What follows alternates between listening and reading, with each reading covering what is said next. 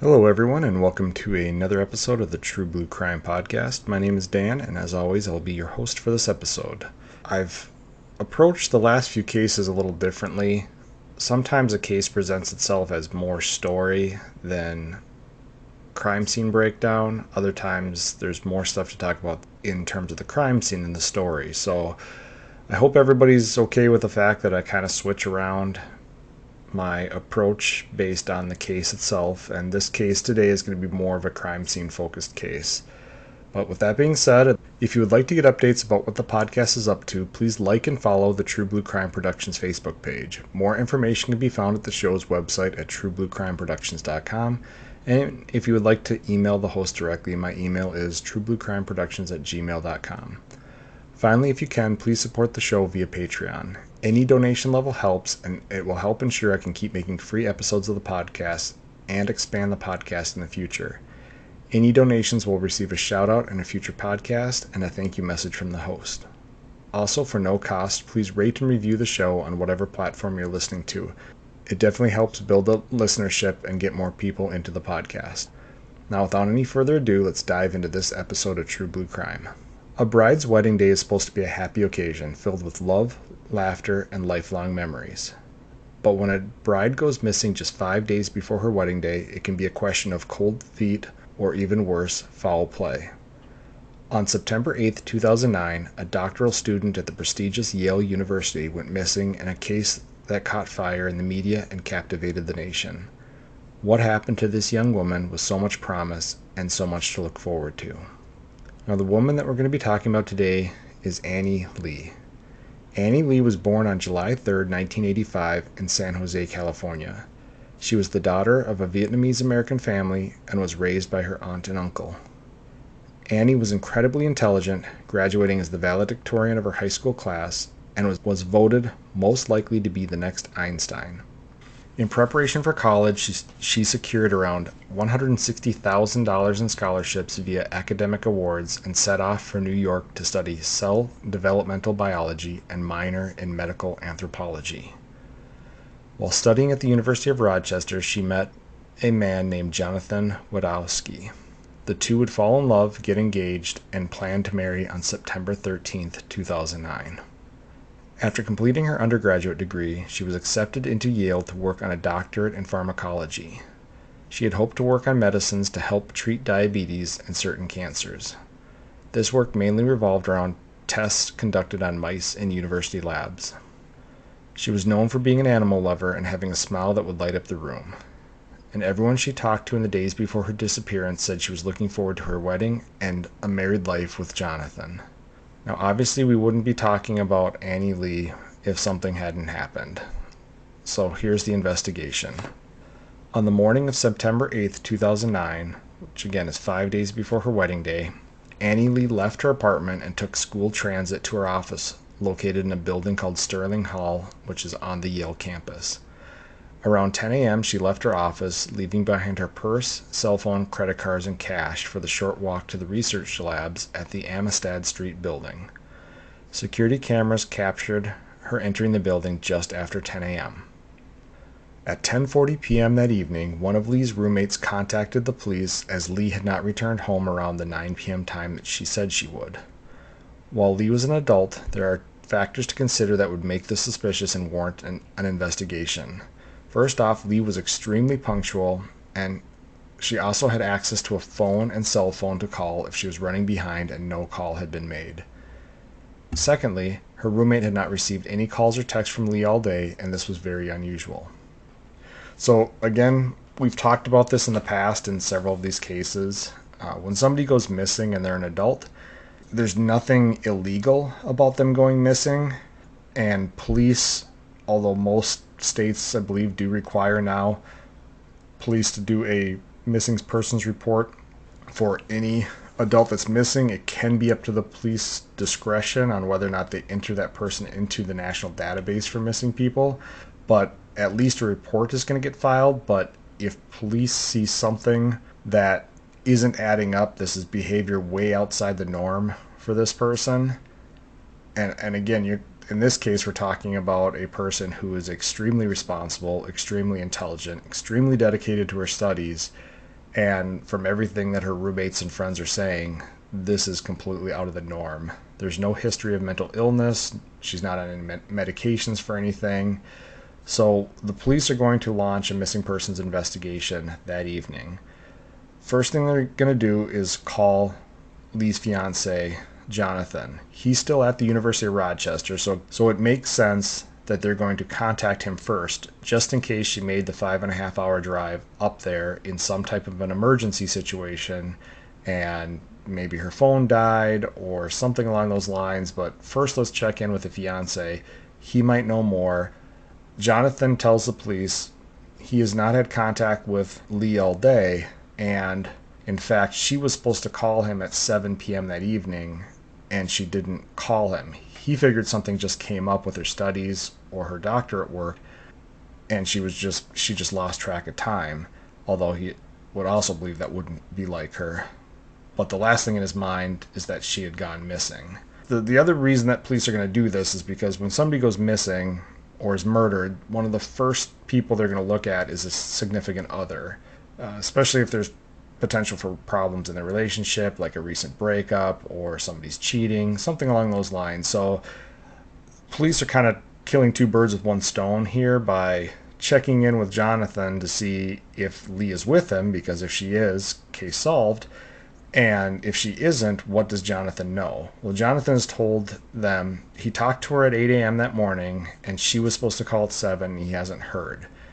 Now, I did look at a map and figure out the Google driving directions. Technically, if Jonathan were to be involved, he could have left Rochester, New York at 8 a.m. after she left the apartment, or roommate saw her leaving the apartment, driven down there, met her somewhere during the day around 1:30 or 2 in the afternoon. Something could have happened, and he would have had enough time to then return back to Rochester, New York before the police contact him. And I think this is around 11 o'clock that night.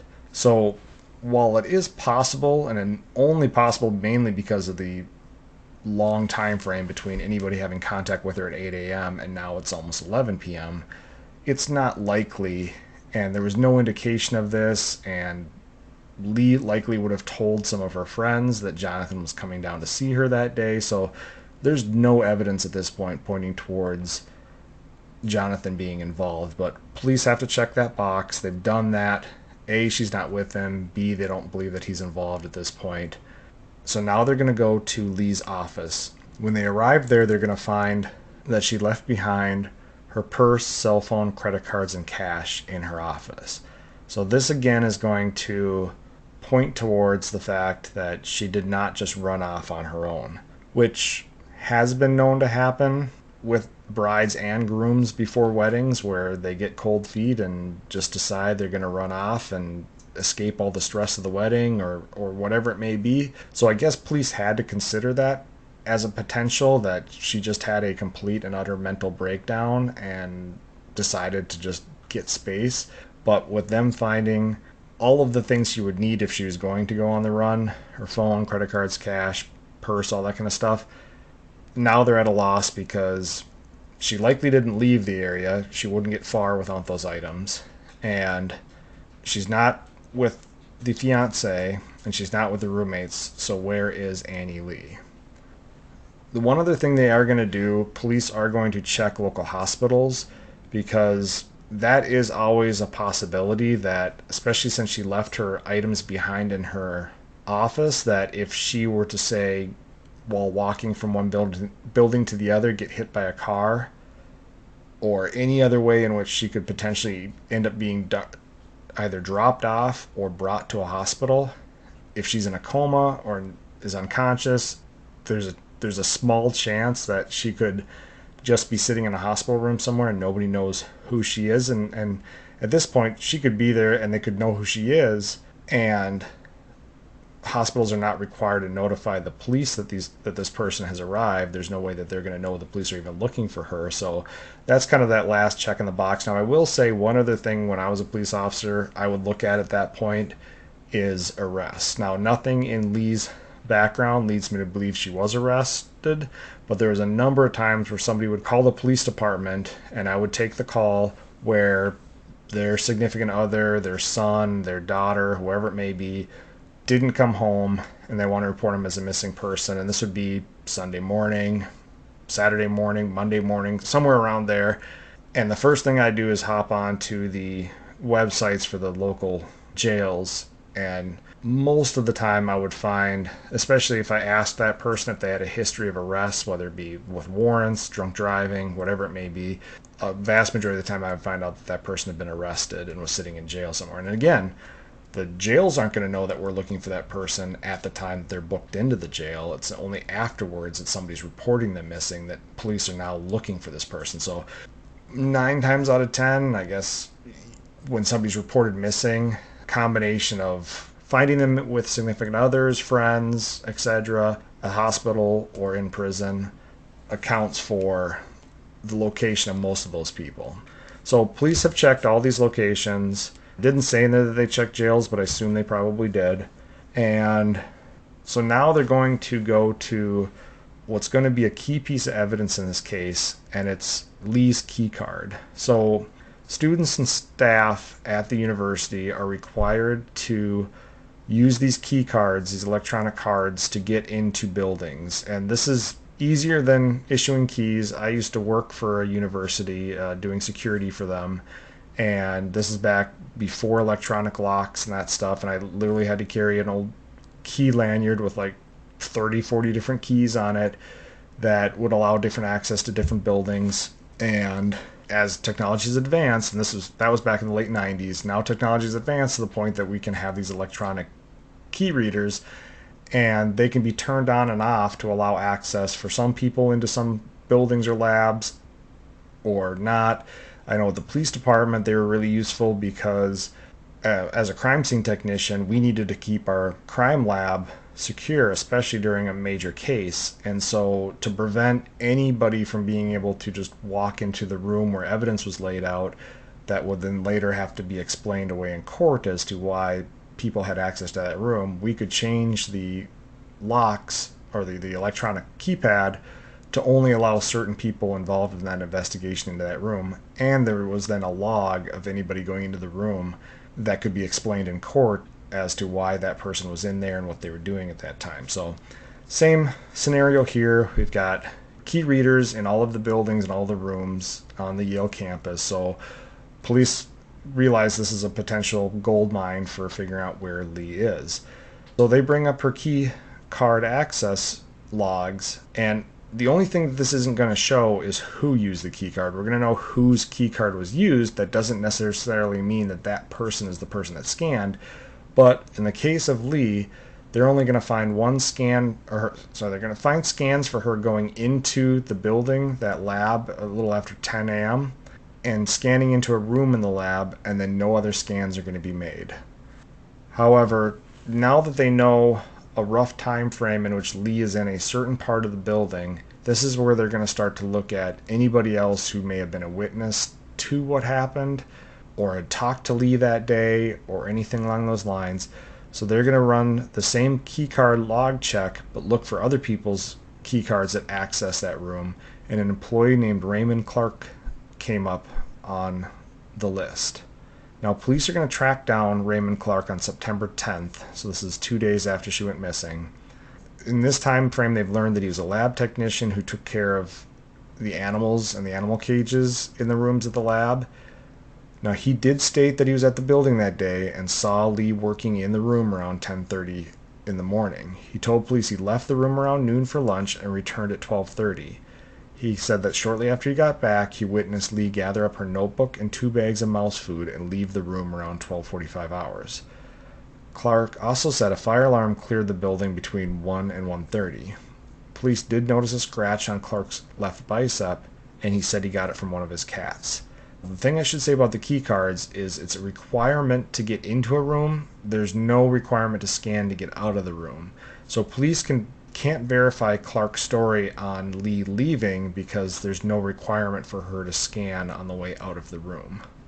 When asked if Clark knew Lee, Clark stated that he knew Lee as he had met her sometime after the beginning of 2009, but claimed they were not friends and did not hang out together outside of work. On this same day, September 10th, police meet with a student named Rachel Roth. She had found a box of these cleaning wipes called All Wipes on a steel pushcart in room G13. The box appeared to have blood spatter on it. Just at that moment, Raymond Clark walked into the room and saw Roth talking to police by the box of All Wipes. He walks over to where they were talking and positioned his body between the officer and the box so that to block the view of the officer seeing the box, and then rotated the box so the blood spatter was facing away from the officer. Now, other people noticed this, and FBI investigators that were helping on the case removed Clark from the room to speak with him, and the box was positioned as it had been before. It was photographed and seized as evidence. Clark was just asked some questions by the FBI investigators so they could focus on this box of All Wipes. He's not being held on any charges, so after he speaks with them, he's free to go, and he soon returns to the room and begins cleaning a drain under the sink. Now, this is the only sink in the room, and he's cleaning the drain with an SOS pad and a cleaning solution. However, the police officers there take notice of the fact that the drain appears to be already clean and didn't need any further cleaning. And I read somewhere else he did the same thing on some grooves in the floor. So police are starting to really get some questions about this Raymond Clark guy. Now, this isn't the first time that police had talked to Clark since Lee's disappearance. He had been talked to the day before on September 9th as part of a building-wide canvass to see if anyone had seen Lee. Clark told police that day that he was the last person to see Lee before she disappeared. So police are going to have some pretty compelling investigative feelings towards Clark being involved at this point. I mean, everything that he's done has been suspicious and not actions of somebody who doesn't have any idea of what's going on.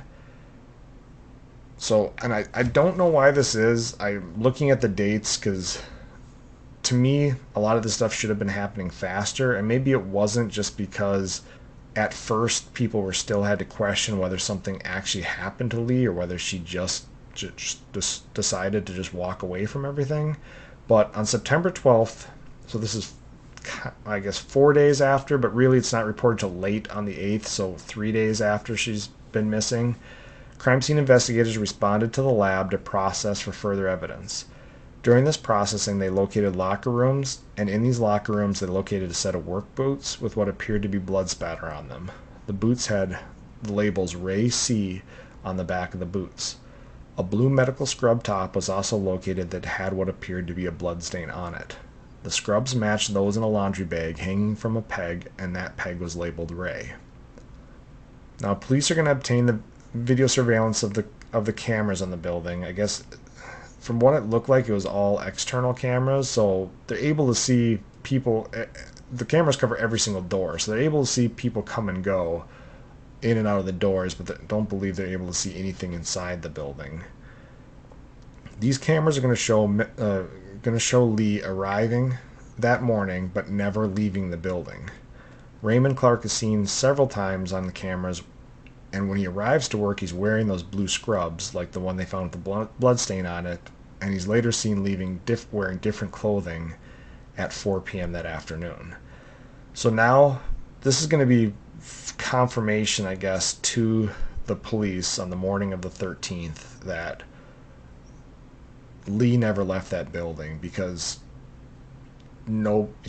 somebody would have seen her come and go. And now we're going to talk about this later, but Lee is pretty, I would say, distinguishable in the fact that she's about 4'10" and weighs about 90 pounds. So, she's the size of a middle schooler, I guess, or even a late elementary school kid. She's not going to be the size of a typical person coming and going. So, if she's a 5'6", 5'5", 5'6" female, they're going to have to watch a lot of people coming in and out of this building to see if that's potentially Lee, and compare it to what she was last seen wearing that day and everything like that. But when it's somebody who's either abnormally tall or abnormally short, it's easy to rule out the large portion of the population that doesn't fall within that height range or size range and focus on people who are. And in this case, they're not seeing anybody that could be Lee leaving the building. As they're continuing to search, on the 13th, they find a different locker room in the building, and investigators are going to notice the smell of a decomposing body coming from the locker room.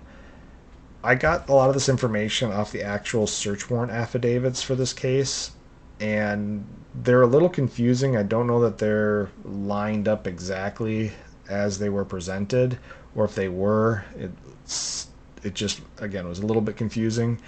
It made it sound like when these investigators found this locker room, there's 14 lockers in there and 6 of them are locked. And as they walk in the room, they're smelling what they know is the smell of decomposing flesh. So I think in the search warrant, the way the affidavit was written, they wanted to get into those 6 locked lockers. I talked about how, I didn't see the size of the lockers, but I talked about how small Lee was, and maybe these lockers are big enough to actually fit a human body inside them. And since they were locked, they had to get search warrants, because search warrants are basically your complete and utter we're safe if we get a search warrant tool for investigators. You can have permission and consent to search certain areas in a building, but if it comes to trial and you get a judge that decides those lockers were locked, therefore the property inside was not able to be consented to be searched by campus officials, and you go ahead and cut off those locks and then open up the locker, there could be judges out there that see that as a violation of privacy over whoever had that stuff locked in the locker, and they're going to say you should have gotten a search warrant. And if you talk to any investigator who's been around long enough, these cases, I mean, they work on these things sometimes for days, weeks, months, years. So to take a few hours to go get a search warrant, it's worth it versus potentially blowing months long or years long investigations to get that one piece of evidence that can't be put into court because you got it illegally. So the way I read the search warrants was they got the search warrants because they believed the body was potentially in one of these locked lockers. Now, when they come back with a search warrant, they're going to come back with cadaver dogs as well. And I think they're hoping that the cadaver dogs would hit on one of these lockers, but the cadaver dogs actually go to this bathroom that's off this locker room, and they hit on this access panel that's behind this toilet. And it's kind of described as like a mechanical panel or a plumbing access panel. It's somewhere where you can remove the panel so that you can do some plumbing work or electrical work behind the wall without having to cut a hole in the wall and repair the wall.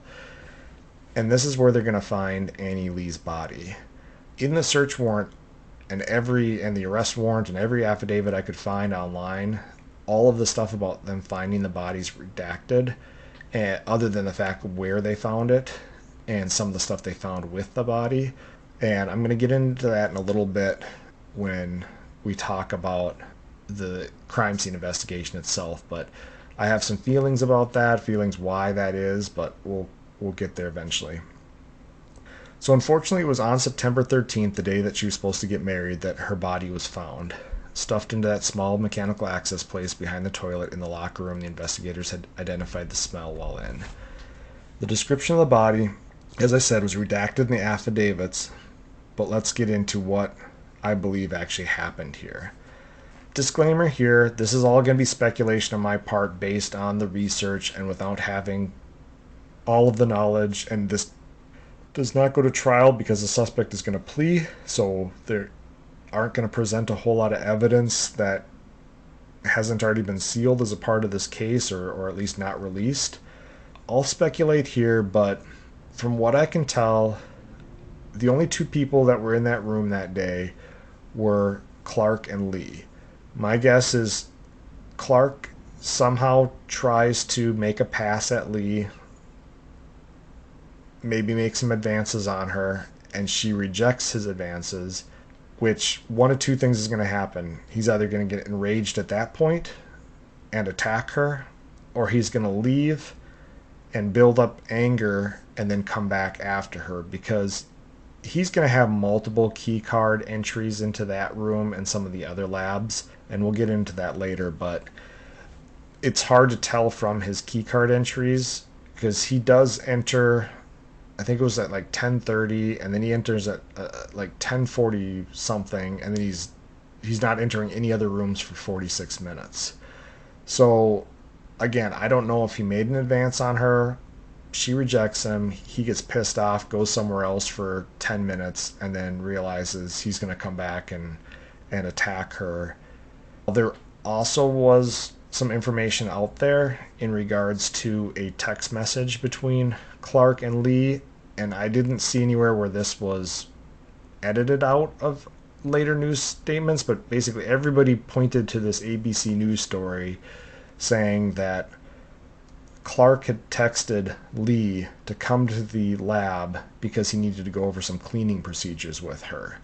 Again, 3 or 4 articles referenced that, and I couldn't even find the original article that said where the source came from or where this information was from, and then it's never mentioned again in any of the articles. So I don't know if that was one reporter's attempt to try to break the case with either a false tip or information that didn't pan out to be true in the end. But if that's the case, then maybe it was more of a premeditated attack on Lee, or it could be that it was work related in the beginning. But before we get into that, let's talk about who was Raymond Clark.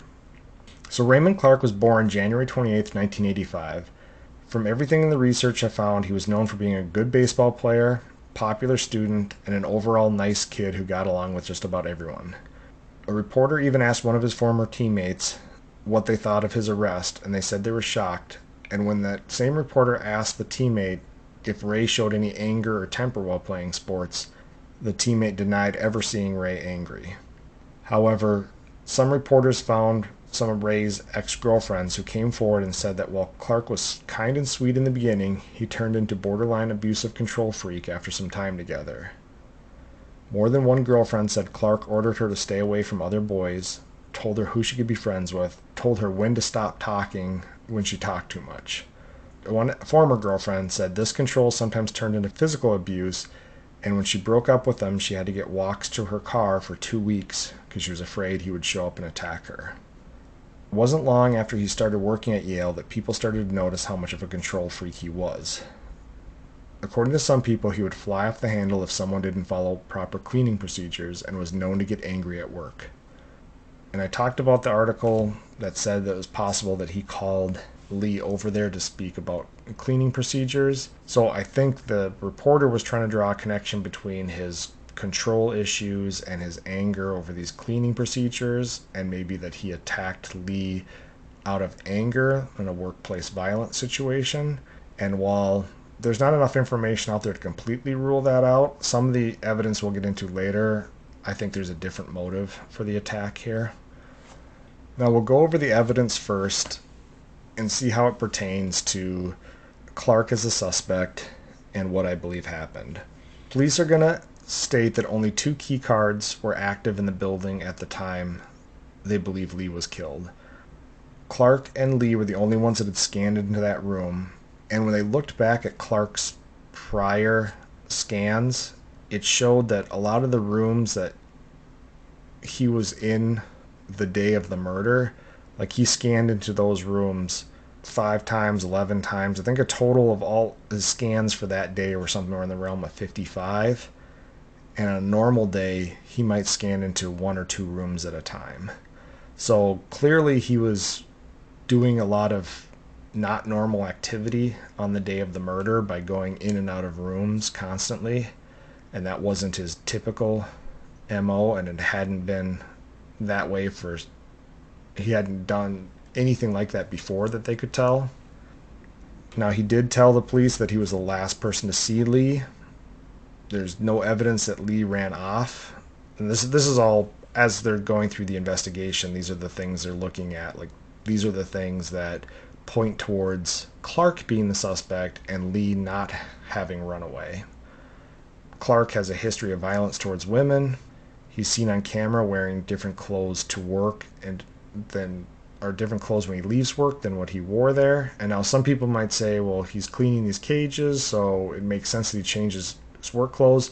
To me, it makes more sense that he would wear a pair of clothes to work, change at work into something that he can get dirty in, and that the university probably launders for him, some type of cleaning uniform like those scrubs, and then he would change into the same set of clothes that he wore to work when he left. So the fact that, and if I was investigating this, I would look to see other times that he arrived to work. Is this part of his normal pattern where he wears one outfit to work and leaves work in another outfit, or was this the only day that he wore one outfit to work and a different outfit home? And that's likely because his clothing that he wore to work that day got soiled in a way that has never happened before, and he needed to wear different clothes out of his locker home. It did mention that he failed a polygraph, and we haven't talked about polygraphs yet. I don't think they've come up in any of our cases. The important thing to remember about polygraphs is, A, they're not 100% conclusive. People can beat polygraphs that are lying. People can be overly anxious and fail polygraphs when they're telling the truth. And it's for this reason that polygraphs can't be used, or the results of polygraphs can't be used in a court of law. So you cannot bring that evidence to a jury and say this person failed a polygraph. The only thing that polygraphs are is a tool for the investigators to see if they can use the results to sway somebody to either tell the truth if they think they're lying, or it might eliminate a suspect if the polygraph comes back as showing no signs of deception. So they're useful tools in the investigation process, but they're not going to be evidence that can be used in court. And finally, Clark had scratches on his arms, chest, and back. And again, he told the police officers that noticed the scratch on his bicep that it was from the cat. I think they found the rest of the scratches when they did an actual search warrant on him. And when you do a search warrant on a homicide suspect, you're going to take full body pictures of them without clothes on. That's going to show any potential defensive style wounds that their victim might have put on them, like scratches, bites, all that kind of stuff. So now they got all the circumstantial evidence, but they also eventually will have direct evidence. This is what leads to his arrest. So they're eventually going to find semen on the underwear that Lee was wearing. Now, they would say that semen came back too degraded. It's possible that he may have, or somebody may have added cleaning solution to it to break up the DNA to the point that they couldn't compare it to him. But there was semen found at the crime scene that did match Clark. Now, in this little crawl space area where they found Lee's body, this little maintenance access area, they're going to find a pen underneath her body, and that pen is going to have Lee's blood on it, but then it's going to have Clark's DNA on the pen itself. And then they're going to have all of his articles of clothing. They're going to have the blood spatter on him, and that blood is going to come back to matching Lee. So Clark's going to be arrested on September 17th of 2009, and he's charged with murder. He first appears in court in January of 2010, and he initially pled not guilty. However, on March 17th of 2011, Clark does plead guilty to the murder of Annie Lee.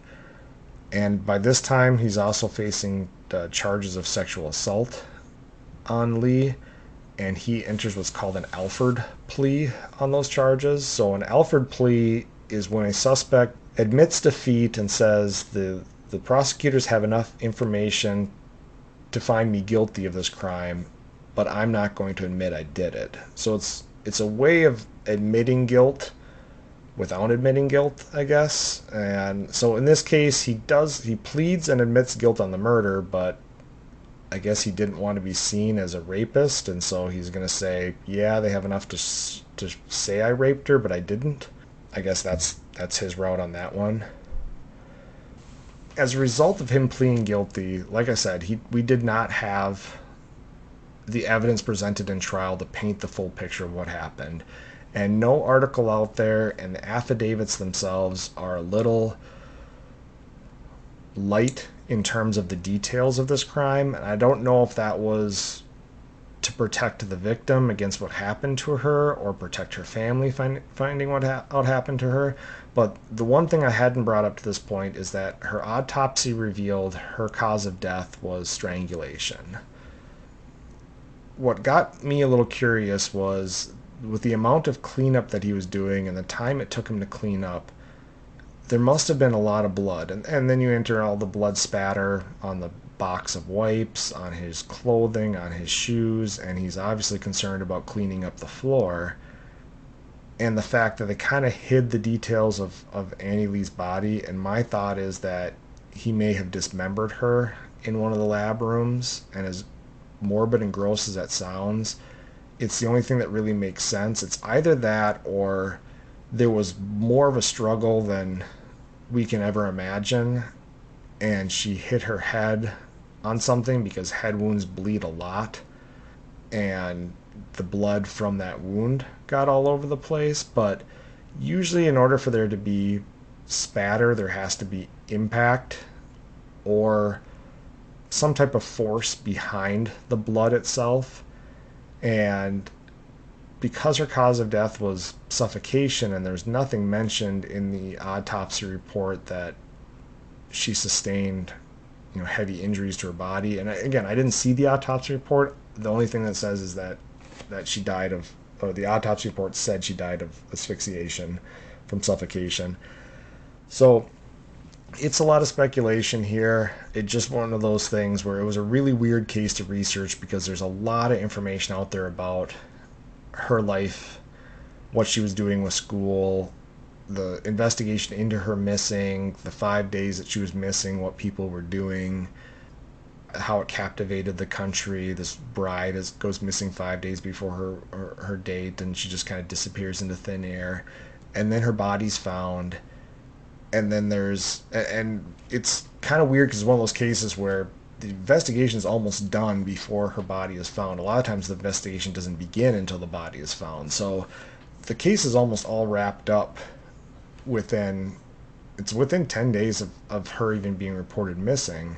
Clark is arrested. So kind of as soon as he's arrested, that media circus dies down to the point that there's not a lot of information now coming out about the case. So it was a weird case to research, and it's just my curiosity as to why the crime occurred in the first place. And so I fall back on the idea that Clark made advances on Lee, she rejected him, and he sexually assaulted her, and either in the process of sexually assaulting her, he either killed her after the fact on purpose, he killed her during the sexual assault, I guess accidentally, but it sounds terrible because shouldn't accidentally suffocate somebody to death, but maybe he smothered her. And I'm just doing a lot of speculating here. I don't like doing it. I like having all the information in front of me, but I spent a lot of time researching this case, and the information out there is it's very vague, and people are going to do the same thing I do. They're going to speculate as to what actually happened here. The only person who knows what happened that is still alive is Raymond Clark, and he hasn't talked about it. He apologized for everything that he did, but because he did the plea deal, and the plea deal didn't require a confession, which I kind of scratched it required a confession, but it didn't require him to say exactly what he did, and that's kind of the head scratcher here. Now, as a part of that plea deal, he's going to get sentenced to 44 years for the murder, and then he's going to get sentenced to 20 years for the sexual assault. But the 20 years for the sexual assault is going to run concurrent to the 44 years for the murder. So he's going to do a maximum of 44 years in prison. And a lot of people were upset about this, and I was as well, until I found out that Connecticut, and again, every state is so different with its laws. Connecticut, apparently, if you're convicted of murder or plead guilty to murder, your sentence is your sentence. There is no parole. Now, I don't know what level of murder that has to reach, or if it's just any murder case, you do your full time. But Raymond Clark is serving his sentence in Cheshire Correction Institute and is scheduled for release on September 15th of 2053, and he will not have parole before then. So he still has 30 years left, and he's going to be 70 years old when he gets out of prison. So while 44 years in the grand scheme of murders, seems like a short amount of time. It's actually probably one of the longer sentences, especially since we just did Sylvia Likens the other day. And what Gertrude did to Sylvia for months and months and months that led to her death, she was out after 20 years after the incident. And that was a quote-unquote life in prison sentence. So this is actually going to be longer than that, and twice as long as that, and rightfully so in terms of how much time he's spending behind prison for what he did. I'd like to see it longer. I'd like to see it the rest of his life in prison. That's what I believe that murder cases should always be, is life without parole. But as it is, he's spending the majority of his life behind prison for what behind bars for what he did. Now, Annie Lee was laid to rest in her home state of California, and memorials were held there and in New York. The case had garnered so much national attention that the memorial service was broadcast on the internet. The hero in this case is going to be Annie Lee. It's said that given the nature of the crime scene and the scratches she inflicted on Clark, that she fought for her life. She was, some sites say 4'9", some sites say 4'11", so I'm going to say she was 4'10", and she weighed less than 90 pounds. Clark was 5'9" and weighed twice as much as her at 190 pounds. So despite being outweighed, outsized, she put up quite a fight. Unfortunately, it just wasn't enough to keep her alive. But the struggle that she put up did help clue investigators to her killer and allowed her to be a voice after her death. So again, this is one of those cases where it's more about the crime scene and the investigation. There is story out there, but even then, there's a lot of details that are lacking for me to do a proper analysis of the case. However, it was interesting to see how the entire investigation came together. I think they put together a very solid case. I think had it gone to trial, he likely would have gotten life in prison without parole if he was found guilty by a jury. Unfortunately, it was smart on his part to take that plea of 44 years, but because there's no trial, we're not getting all the information. We're not even getting the speculation by the prosecution, because that's a lot of the times what the prosecutor's job is to explain to the jury what happened based on the evidence. And again, since we don't have all the evidence, we can't officially say what happened. I can just, based on the little evidence that we were able to see in the search affidavits and stuff, I think we put together probably the most likely scenario of what happened. Again, thank you guys for listening. Stay tuned for future episodes, and feel free to write me at truebluecrimeproductions@gmail.com. You can also find me at True Blue Crime Productions on Facebook, and support me via Patreon at True Blue Crime Productions. Thanks everyone for listening. Have a great day. Talk to you later. Bye.